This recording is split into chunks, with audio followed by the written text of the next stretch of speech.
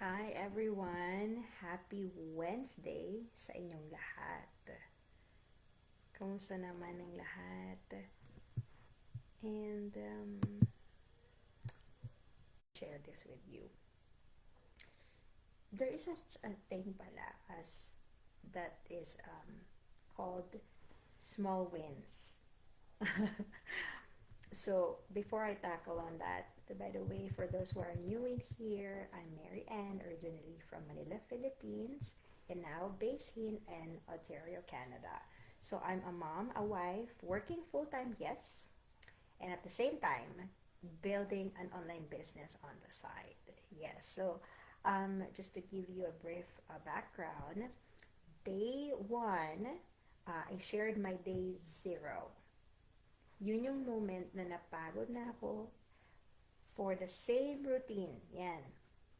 And next was day 2, and that was the decision. Na kahit hindi ready, yan, nag-start na rin, right? And today is day 3.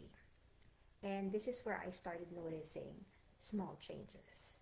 Yung hindi siya big transformation agad-agad, syempre. Wala naman instant success. Wala rin mga overnight results. Wala naman mga ganon. But here's what changed.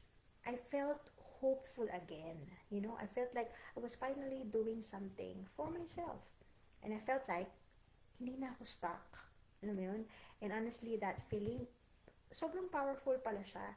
Because sometimes we think success is all about big results, right? Pero in reality, lahat naman yan nagsa-start sa small wins eh, 'di ba? Yung tipong you showed up today, big win na, small win na yan. You learned something new, or you took one small step forward. Those are already progress. And yun yung na-realize ko, hindi pala kailangan mabilis. Kailangan lang tuloy-tuloy, 'di ba? Yung small steps na done consistently, 'di ba? Yun nagli-lead yun sa mga big changes eh, 'di ba?